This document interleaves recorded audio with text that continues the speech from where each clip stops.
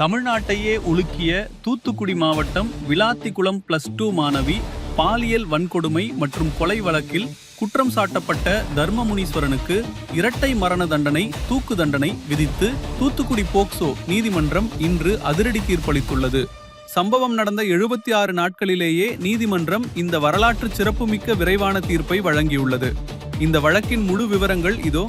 கடந்த மார்ச் 10, 2026 அன்று விளாத்திக்குளம் அருகே உள்ள வேடநத்தம் கிராமத்தைச் சேர்ந்த 12ஆம் வகுப்பு மாணவி இயற்கை உபாதை கழிக்கச் சென்றபோது மாயமானார்.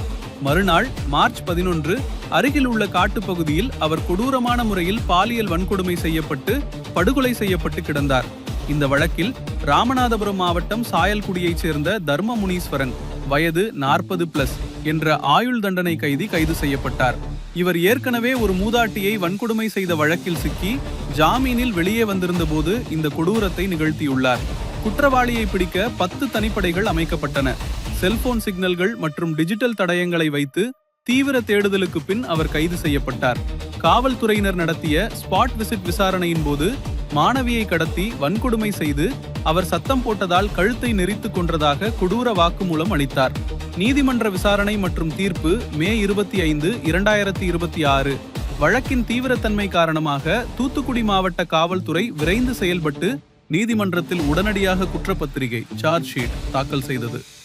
மே 5, 2026 அன்று தூத்துக்குடி போக்சோ நீதிமன்றத்தில் நீதிபதி பிரீத்தா முன்னிலையில் வழக்கின் முறையான விசாரணை தொடங்கியது. தர்மமுனீஸ்வரன் பலத்த பாதுகாப்புடன் நீதிமன்றத்தில் ஆஜர்படுத்தப்பட்டார். DNA பரிசோதனை முடிவுகள் மற்றும் தடயவியல் சான்றுகள் நீதிமன்றத்தில் சமர்ப்பிக்கப்பட்டன. அனைத்து சாட்சியங்கள் மற்றும் ஆதாரங்கள் தீர விசாரிக்கப்பட்ட நிலையில் குற்றம் நிரூபிக்கப்பட்டு 76 நாட்களிலேயே இறுதி தீர்ப்பு வழங்கப்பட்டுள்ளது. நீதிபதி பிரீத்தா குற்றவாளி தர்மமுனீஸ்வரனுக்கு இரட்டை மரண தண்டனை விதித்து உத்தரவிட்டுள்ளார். இந்த வழக்கில் ஆரம்பத்தில் FIR பதிவு செய்ய தாமதம் காட்டியதாக விளாத்திக்குளம் அனைத்து மகளிர் காவல் நிலைய ஆய்வாளர் மற்றும் குளத்தூர் சிறப்பு சப் இன்ஸ்பெக்டர் ஆகியோர் சஸ்பெண்ட் செய்யப்பட்டிருந்தது குறிப்பிடத்தக்கது. தற்போது மிக குறுகிய காலத்தில் குற்றவாளிக்கு உச்சபட்ச தண்டனை பெற்று தந்துள்ளதற்கு பொதுமக்கள் தரப்பில் வரவேற்பு கிடைத்துள்ளது.